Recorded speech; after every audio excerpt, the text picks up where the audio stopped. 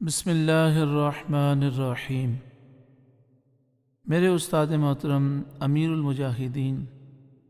شیخ الحدیث و تفسیر حضرت علامہ خادم حسین رضوی علیہ الرحمہ کو اگر آپ دیکھیں تو اللہ تعالیٰ نے آپ کو کئی علوم پر مہارت عطا فرمائی، کئی اوصاف سے مزین فرمایا، اور جو بزرگان دین کے عقائد تھے آپ اس پر سختی سے کاربند رہے، یہاں تک کہ صحابہ کرام علیہم رضوان کی شان کے بارے میں جو لوگ گستاخیاں کرتے ہیں آپ نے ان کو سخت جوابات دیے اور دلائل کے ساتھ بھی جوابات دیے۔ استاد محترم نے ایک موقع پر ارشاد فرمایا کہ حضرت اویس قرنی رضی اللہ تعالیٰ عنہ خیر التابعین میں سے ہیں، تابعین میں سب سے افضل ہیں۔ ان کے متعلق مجدد الف ثانی امام ربانی علیہ الرحمہ نے لکھا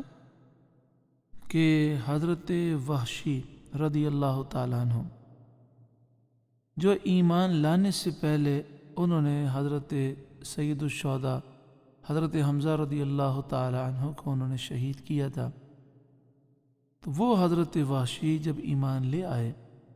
تو نبی کریم صلی اللہ علیہ وآلہ وسلم نے انہیں معاف کر دیا، وہ صحابی رسول بن گئے۔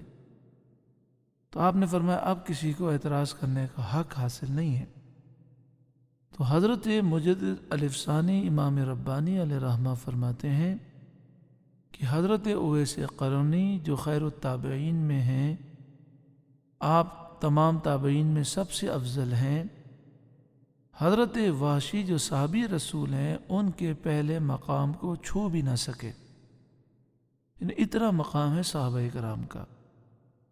اسی طرح آپ نے حضرت عبداللہ بن مبارک رضی اللہ تعالی عنہ کے حوالے سے بتایا کہ ان سے پوچھا گیا کہ حضرت عمر بن عبدالعزیز رحمۃ اللہ علیہ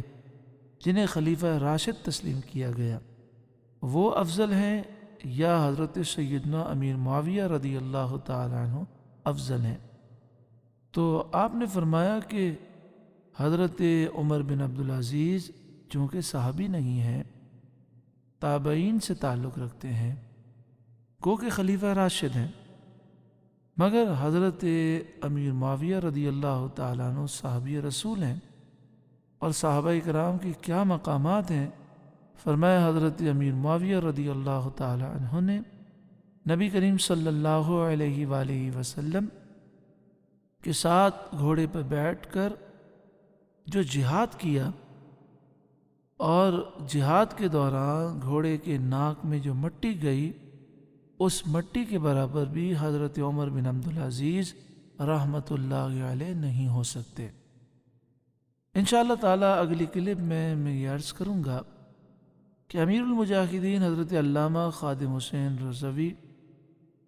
جنہیں اللہ نے بہت علم کی بلندیاں عطا فرمائیں، اس عظیم علم کے باوجود آپ میں غرور تکبر پیدا نہ ہوا اور آپ گمراہی سے بچے، اس کی وجہ کیا ہے انشاءاللہ اگلی کلپ میں ہم سنیں گے۔